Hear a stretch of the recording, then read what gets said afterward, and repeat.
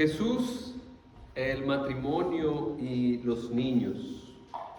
Marcos capítulo 10. Jesús partió de aquel lugar y se fue a la región de Judea y al otro lado del Jordán. Otra vez se le reunieron las multitudes y, como era costumbre, les enseñaba. En eso, unos fariseos se le acercaron y, para ponerlo a prueba, le preguntaron: ¿está permitido que un hombre se divorcie de su esposa? Las enseñanzas de Jesús son relevantes hoy en día. Y hoy vamos a hablar de una de las más relevantes, que son el matrimonio y los niños. La familia sigue siendo relevante, gracias a Dios. Pero es tan relevante, por ejemplo, pasándonos al mundo pop. ¿Qué pasó con Shakira recientemente? Se divorció Shakira, ¿qué?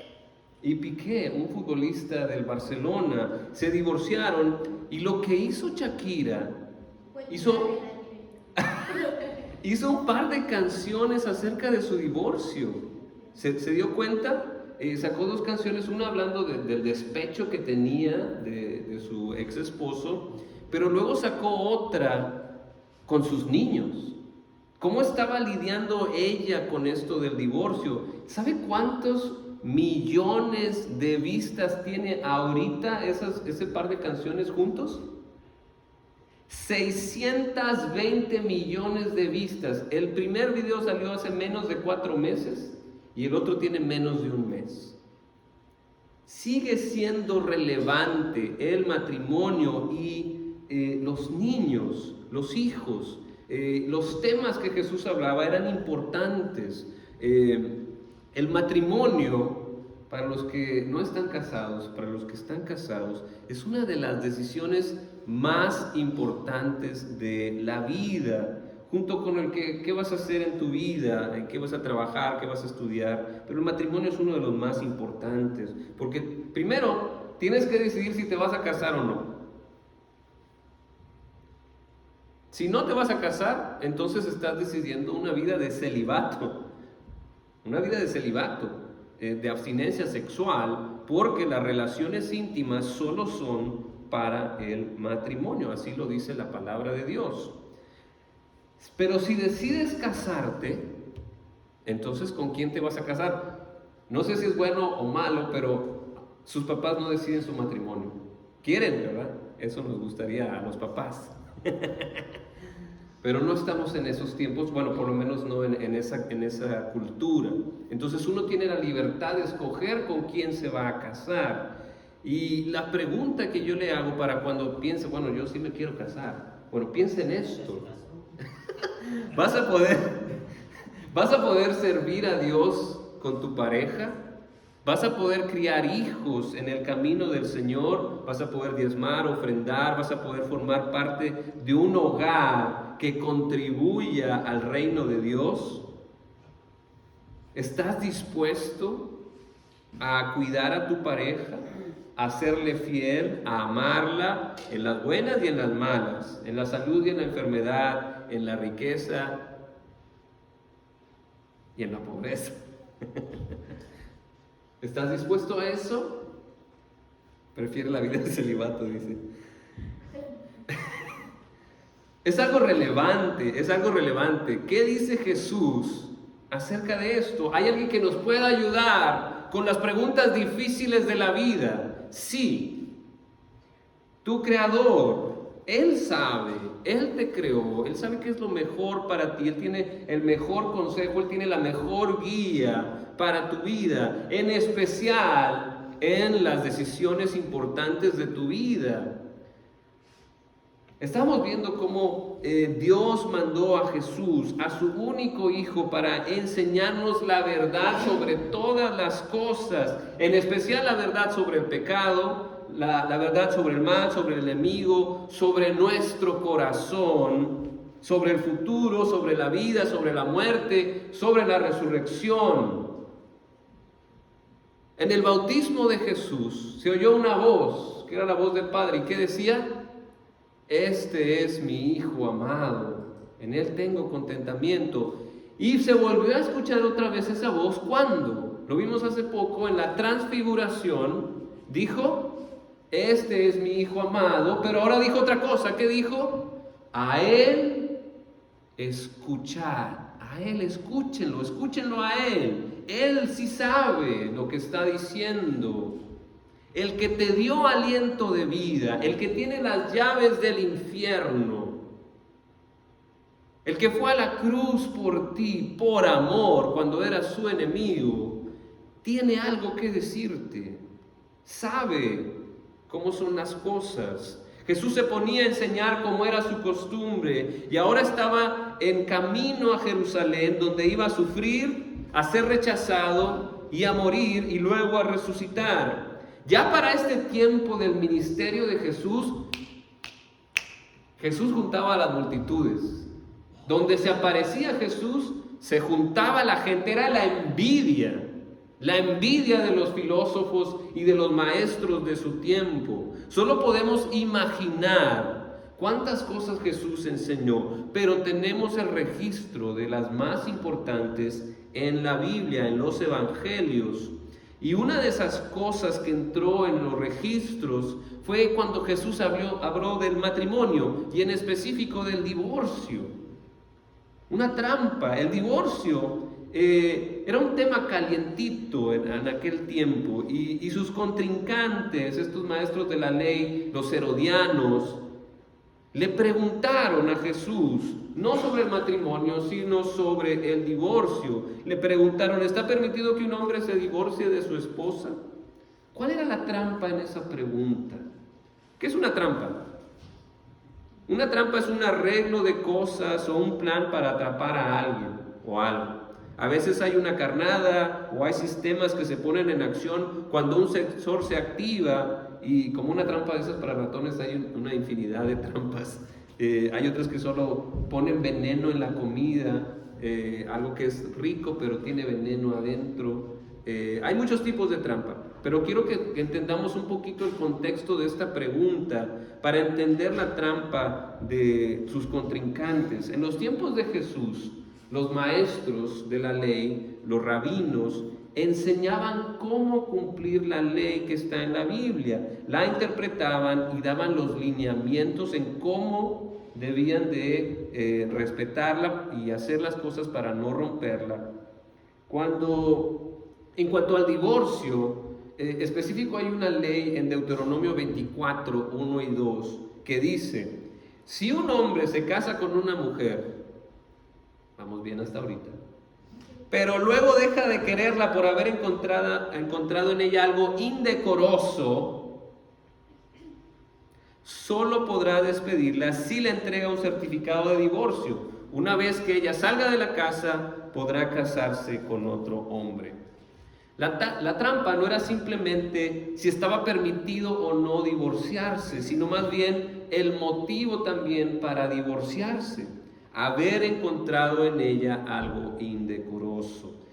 Había dos escuelas fuertes de interpretación en esos días. Estaban los seguidores de Shammai, que argumentaban que con algo moralmente vergonzoso, o sea, particularmente el adulterio, pero también podría haber sido el incumplimiento de la ley judía, podrían divorciarse, podría darle una carta de divorcio. Pero los seguidores de la otra escuela de pensamiento, la escuela de pensamiento de Hillel, argumentaron que además de cualquier falta moral, puede ser cualquier causa de molestia o vergüenza que avergüence al esposo, era motivo legítimo para demanda de divorcio. O sea, si se le quemaban los frijoles, qué vergüenza, no eres digna de mí, aquí está tu carta de divorcio, llégale mamá, iba a decir papá. La trampa era que si decía, la trampa para Jesús era que si decía que no estaba permitido, entonces pues, o sea, no sabía la ley de Moisés, obviamente, o sea, iba en contra de la ley de Moisés. Y si decía que sí, ellos podían agarrarse de ahí para seguir haciendo esto. Pero Jesús no estaba de acuerdo con esta corriente de interpretación, como vamos a ver más adelante. Además, otra causa de la trampa era que, ¿qué le pasó a Juan el Bautista? ¿Por qué se murió?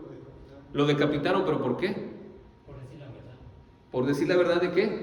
De Herodes. ¿Qué hizo Herodes? De lo mismo. Herodes Antipas se divorció de su esposa legítima para casarse con la esposa, escuche bien esto, de su medio hermano, Herodías. O sea, imagínense el escándalo. Herodes Filipo, la esposa de Herodes Filipo, agarró Herodes Antipa.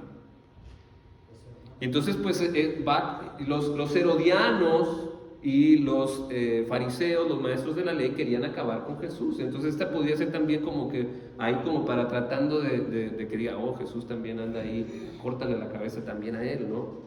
Pero la respuesta de Jesús aclara todas las dudas y no vemos que por ese motivo de la explicación lo quieran matar, porque él aclaró. Fíjese lo que le responde Jesús. Jesús le responde, ¿qué les mandó Moisés? Jesús siempre respondía con una pregunta. ¿Qué les mandó Moisés? Moisés permitió que un hombre le escribiera un certificado de divorcio y la despidiera, contestaron ellos. Siguiendo ahí en el versículo 5, esa ley la escribió Moisés para ustedes por lo obstinados que son, aclaró Jesús. Pero al principio de la creación de Dios los hizo hombre y mujer. Por eso dejará al hombre a su padre y a su madre y se unirá a su esposa, y los dos llegarán a ser un solo cuerpo.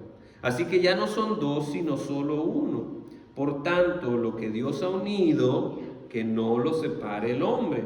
Vueltos a casa, los discípulos le preguntaron a Jesús sobre este asunto. El que se divorcia de su esposa y se casa con otra, comete adulterio contra la primera, respondió. Y si la mujer se divorcia de su esposo y se casa con otro, comete adulterio. No sé si se acuerdan, lo que acaba de enseñar Jesús estaban discutiendo sus discípulos en el camino a Jerusalén. ¿Quién va a ser el más importante entre nosotros? Y mi pregunta es, Jesús les explica, ¿verdad? Les aclara cómo es el reino de Dios. ¿Cómo se aplican estos principios cristianos a el matrimonio, a la familia? Lo que Jesús les había dicho, el que quiera ser el primero, ¿qué debe hacer? Debe ser el último y servidor de todos. ¿Cómo se aplica esto a la familia? Pablo lo aplicó en Efesios 5:21, dice, sométanse unos a otros. Entonces el divorcio es inconsistente con la intención de Dios. El divorcio no sirve a la familia, no está en sintonía con el amor de Dios. El matrimonio es para unirse, para ser uno, no para que la esposa sirva al esposo solamente o viceversa. Más bien, ambos tienen que someterse uno al otro, poner el otro antes que a uno mismo. Cuando eso pasa, es que viene el divorcio, cuando no se pone primero a la otra persona. Y la pregunta es, ¿qué se hace cuando pasa eso? ¿Qué se hace cuando una parte no quiere? Lo ideal sería el perdón y la restauración, pero no siempre se puede. Se necesita la cooperación de los dos. Por eso, este mandamiento o este permiso no se dio para promover el divorcio, sino para mitigar las consecuencias. Es un plan de emergencia cuando las cosas no funcionan por la dureza del corazón de alguien. Es un permiso, no es un mandamiento, que principalmente ayuda al que queda vulnerable, y especialmente en el contexto judío, a la mujer. Una vez que ella salga de la casa, podrá casarse con otro hombre. El hombre era el único que podía dar una carta de divorcio, la mujer no. Porque se abusaba de ella. En el judaísmo, la mujer no podía extender una carta de divorcio si el hombre hacía algo que lo avergonzara a ella. o algo indecoroso, cosa que sí podía pasar en el contexto romano. Las mujeres romanas sí podían decir, ahí te ves. Por eso Marcos especifica, la mujer tampoco se debe de divorciar. Porque al principio no era así. La intención del matrimonio es la unidad, formar un nuevo núcleo, dejar a su padre y a su madre y ser una sola carne. No es para tener de esclava a la mujer o de subordinada a la mujer. Más bien se complementan ambas partes, tienen roles y capacidades distintas y es algo que cada matrimonio debe definir según las necesidades de su familia. Recordando esa enseñanza, el que quiera ser el primero, que sea el último y que sea el servidor de todos. El temor de Dios no deja exento al matrimonio y el divorcio es por la dureza del corazón, por obstinación, por decirlo suavemente. El divorcio viene por no tener temor de Dios de una parte del matrimonio. Y eso puede dañar a la familia. ¿Qué pasa con los niños cuando viene el divorcio? ¿Quiénes son los que sufren? ¿Cuánto dolor causa un divorcio? Y fíjense lo que dijo Jesús después acerca de los niños. Pero si alguien hace pecar a uno de estos pequeños que creen en mí, más le valdría que le ataran al cuello una piedra de molino y lo arrojaran al mar. Las mujeres y los niños tienen valor. Jesús estaba siendo radical, protegiéndolos. Ningún otro maestro habló tan fuerte y tan claro contra el divorcio, contra el pecado, porque contra el pecado decía, ¿qué tienes que hacer si tu mano te hace pecar? Te la cortas y ya, no pasa nada. Adiós pecado.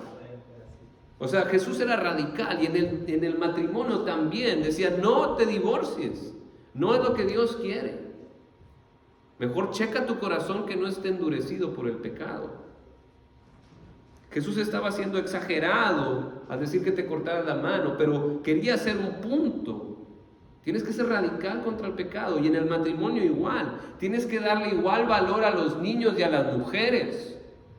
Están hechos a la imagen de Dios y merecen ser felices y ser amados. Las mujeres y los hombres, las mujeres y los niños no son desechables. Por eso el divorcio no es lo que Dios quiere, porque hace que se distorsione el plan de Dios. Y si pasa, ¿qué pasa? Pues Dios sigue ayudando a las partes más vulnerables. Dios demuestra su misericordia para que la parte vulnerable pueda seguir adelante, pueda salir adelante, gracias al divorcio, pero no es la intención de Dios. Pero si pasa, está permitido el divorcio para el bien de las partes vulnerables, de las partes afectadas, para que puedan seguir haciendo su vida. Cásese con otro hombre o siga su vida, le dice a la mujer. Pero no debería de pasar si hay temor de Dios en el matrimonio, en ambas partes. El matrimonio no es para buscar los sueños individuales de uno, sino el servicio, el amor verdadero hacia el otro, buscar el bien del otro, su crecimiento, no el egoísmo, no los deseos de cada quien, sino dar gloria a Dios, complementarse, vivir la intimidad y la comunión como Dios manda. El seguidor de Cristo no deja de ser seguidor de Cristo en el matrimonio. Ahí es donde más necesita demostrar que Cristo es Rey. Por eso el matrimonio no es una simplemente cosa social, sino que tiene que ver con la fe en Dios. Dios es quien inventó el matrimonio, hombre y mujer los creó para bien de todos. Por eso también hay que recordar, el valor de una persona no varía por ser hombre, mujer, niño o niña. Cada persona es digna porque tiene la imagen de Dios. Y por eso se hicieron famosos los cristianos, porque cuando veían a un muerto en la calle lo enterraban. porque es la imagen de Dios. Empezaron a llevarle niños a Jesús para que los tocara, pero los discípulos reprendían a quienes lo llevaban. Cuando Jesús se dio cuenta, se indignó y les dijo: dejen que los niños vengan a mí y no se lo impidan, porque el reino de Dios es de quienes son como ellos. Les aseguro que el que no reciba el reino de Dios como un niño, de ninguna manera entrará en él. Y después de abrazarlos, los bendecía poniendo las manos sobre ellos. Dios valora a los niños y a las mujeres al igual que a los hombres. Hay paradigmas que debemos de romper. Los discípulos pensaban que estaban ayudando a Jesús y estaban equivocados. El reino de Dios es diferente. Tenemos que evaluar nuestras ideas, nuestros prejuicios y alinearnos con el reino de Dios en todas las áreas de nuestra vida, incluyendo el matrimonio, los niños y la familia. Dios sabe lo que es justo y es mejor para nosotros y nos ha dado guía en Cristo. Es como conocemos a Dios y a su reino. Por eso estemos dispuestos a escuchar y a recapacitar si no estamos siguiendo sus enseñanzas. Seamos humildes servidores, especialmente en el matrimonio, en la familia, y valoremos a los niños, no como algo que van a hacer a futuro, sino desde ahorita, solo porque son imagen de Dios invisible también. Aprendamos las enseñanzas que vinieron de esta trampa y aclaran nuestras dudas. Amén. Amén. Vamos a tener este canto.